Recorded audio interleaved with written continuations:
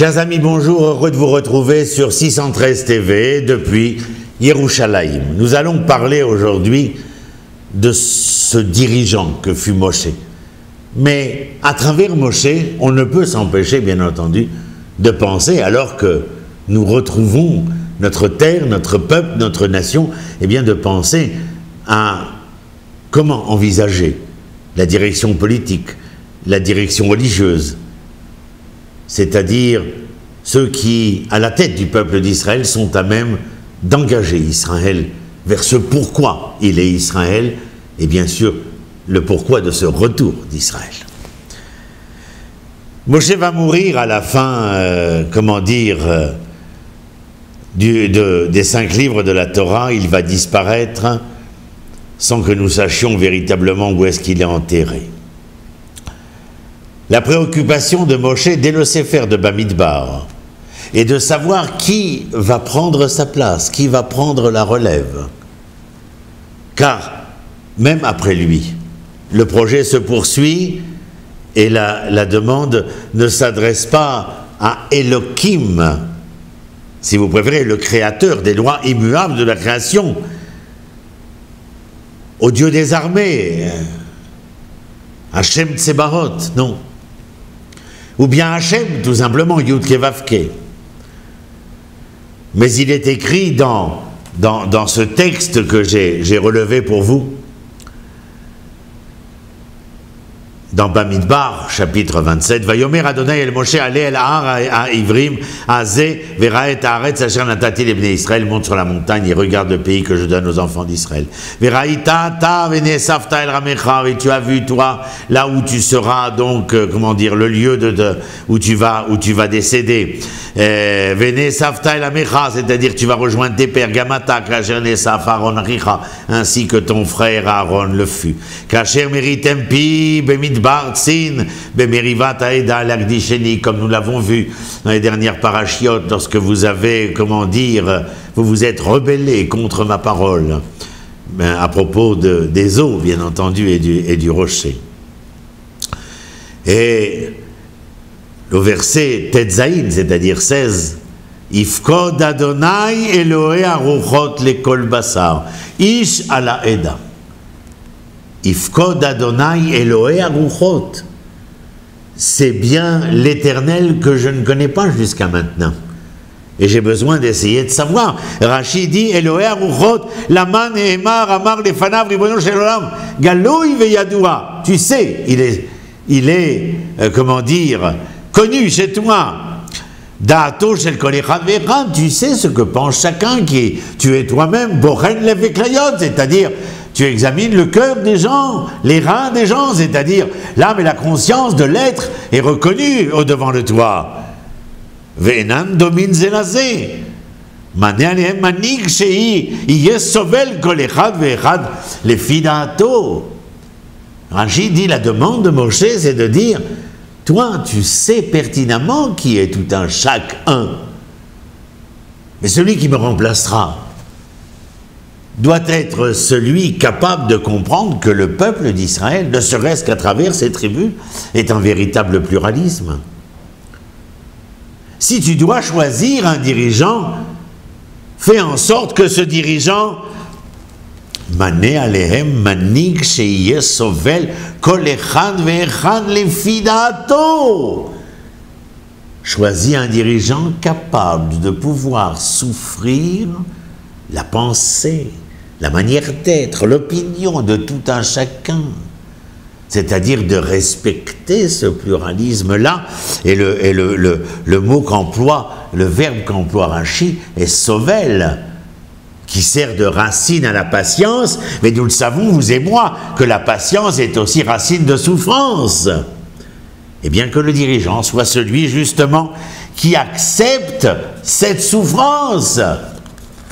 Parce que sans patience, c'est le conflit. Et le peuple, Israël Goyechad Baretz, ce peuple qui doit être un sur sa terre, ne peut être un que s'il y a justement chez son dirigeant déjà, car le peuple apprendra du dirigeant.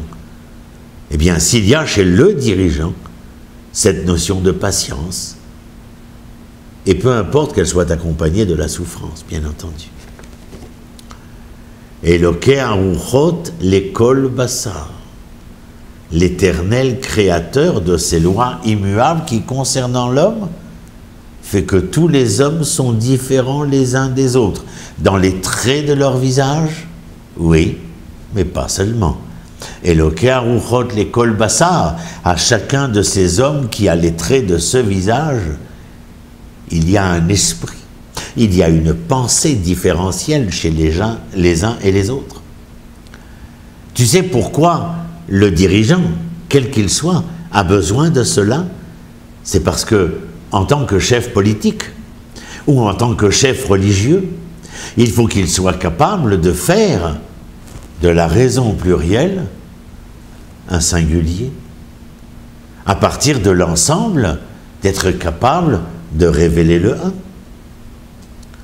Je ne sais pas si vous vous rappelez, mais David Améler, lorsque Avner ben Ner, le général de Shaoul, après que Shaoul et Jonathan sont morts dans la bataille contre les Philistins en Galilée, Avner ben Ner vient mettre genou à terre et prêter allégeance au roi David, mais David est roi de Judée, dont la capitale est Hebron. La première capitale d'Israël n'est pas Yerushalayim, c'est Hebron.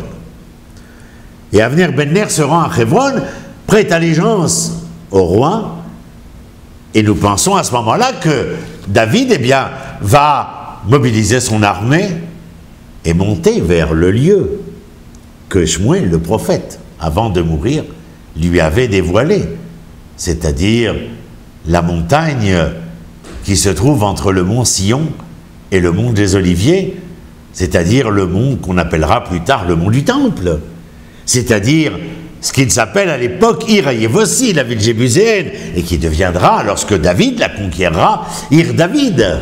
Eh bien non, David ne s'engage pas. David ne réagit pas immédiatement. David, pendant 7 ans et demi, va résider à Hebron. Pourquoi faire? Si maintenant il est roi de tout Israël, pourquoi ne monte-t-il pas à l'assaut de la cité jébuséenne et de révéler Yerushalayim? Non. Pendant 7 ans et demi, il se prépare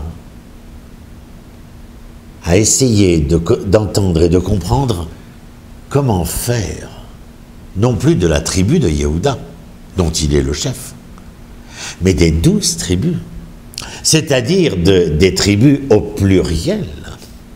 Comment faire de ce pluriel tribal une nation?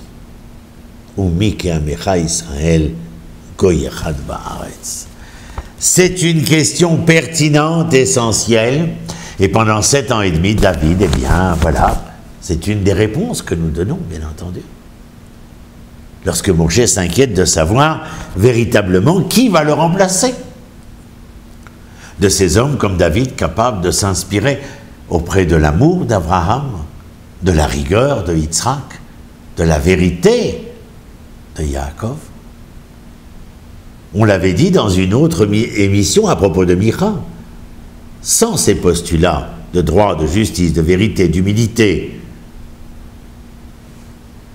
aucune possibilité, ni même probabilité, de pouvoir envisager l'élaboration, la concrétisation de cet espoir de Yerushalayim ou du royaume d'Israël dans son ensemble. Le dirigeant est celui justement qui, par amour, par rigueur et par vérité, mais lorsque les trois sont ensemble, eh bien, va être capable d'entendre et de comprendre, comme je l'ai dit précédemment, le ressenti de tout un chacun. Lorsque devant toi sera amené un coupable, quel qu'il soit, bien sûr que les faits te seront ramenés, mais est-ce que tu devras le juger seulement d'après les faits, ou bien être capable, comme dit la Gemara dans Baba Metzia, d'être les fanim mishuratadin, c'est-à-dire de prendre en considération l'ensemble des circonstances qu'on appellera plus tard atténuantes concernant le coupable? Ou bien est-ce que c'est simplement din Torah, sans lefanim mishuratadin, c'est-à-dire sans utiliser quelque mensuétude qui soit. Vous comprenez que le problème est plus qu'épineux, et je ne sais pas si parmi nous, beaucoup lèveraient la main si on leur demandait de devenir le grand prêtre, le roi, ou aujourd'hui le Premier ministre. Chose très difficile. Le secret de chacun, l'Éternel, lui, est capable d'examiner, nous avons dit, le cœur et les reins de chacun, et nous disons très souvent, Elef marchavot belevish, 1000 pensées dans la pensée de l'homme. Ve'etzat Adonai hitakum, et la pensée de l'Éternel se réalisera.